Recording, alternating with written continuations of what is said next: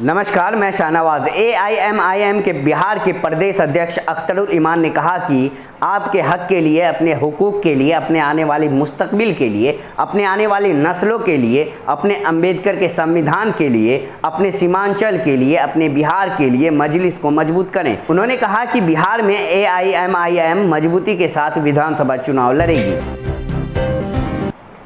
बिहार विधानसभा चुनाव से बिहार को एक और सौगात PM नरेंद्र मोदी ने दी है। मोदी कैबिनेट ने आज दरभंगा में एम्स बनाने की मंजूरी दे दी है। दरभंगा एम्स 1264 करोड़ की लागत से बनेगा। इसके निर्माण का कार्य 4 वर्षों में पूरा होगा। पिछले दिनों ही वित्त मंत्रालय ने एम्स निर्माण में आने वाली लागत को हरी झंडी दे दी थी। प्राइमरी प्रोजेक्ट के रिपोर्ट के अनुसार दरभंगा एम्स 750 बेड का होगा। 8 सूत्री मांगों को लेकर 102 एम्बुलेंस कर्मी अपने अपने वाहनों को सदर अस्पताल परिसर में खड़ा कर अनिश्चितकालीन हड़ताल पर चले गए हैं। 102 एम्बुलेंस कर्मी संघ के जिला सचिव शंकर कुमार ने कहा कि कोरोना काल में अपनी जान जोखिम में डालकर दिन रात लोगों की सेवा में लगे रहे। प्रोत्साहन राशि तो दूर, वेतन वृद्धि तक की मांग को भी नहीं माना गया। इससे चालकों में आक्रोश व्याप्त है। बिहार विधानसभा चुनाव से पहले राजनीतिक घटनाक्रम बहुत तेजी से बदल रहा है।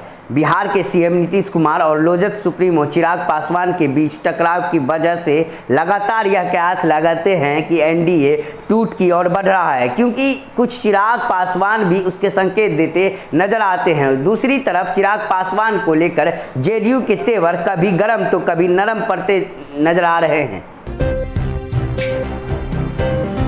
अपने आखिरी वक्त में लिखी चिट्ठी की वजह से रघुवंश प्रसाद सिंह काफ़ी सुर्खियों में थे, और अब जब वे इस दुनिया में नहीं रहे, बावजूद इसके इनकी चिट्ठी को लेकर खूब सियासत हो रही है। बिहार के पूर्व CM जीतन राम मांझी की पार्टी हम की तरफ से एक पोस्टर लगाया गया है, जिसमें रघुवंश प्रसाद सिंह की चिट्ठी को लेकर लालू प्रसाद यादव के दोनों बेटे तेज प्रताप और तेजस्वी यादव और लालू यादव पर भी हमला बोला गया है।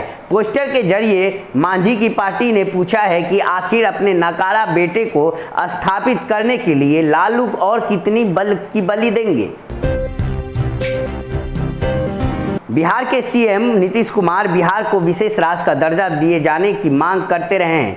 UPA शासनकाल में इस डिमांड को लेकर आक्रामक और मुखर रहने वाले नीतीश कुमार मौजूदा वक्त में इस डिमांड को लेकर थोड़े ठंडे पड़ते नजर आए हैं।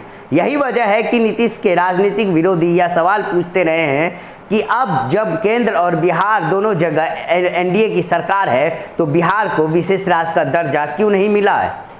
हालांकि जब चुनाव आता है तो JDU को भी बिहार को विशेष राज्य का दर्जा वाली डिमांड याद आती है। बिहार सरकार में मंत्री JDU नेता अशोक चौधरी ने आज कहा कि विशेष राज्य का दर्जा हर बिहारी चाहता है।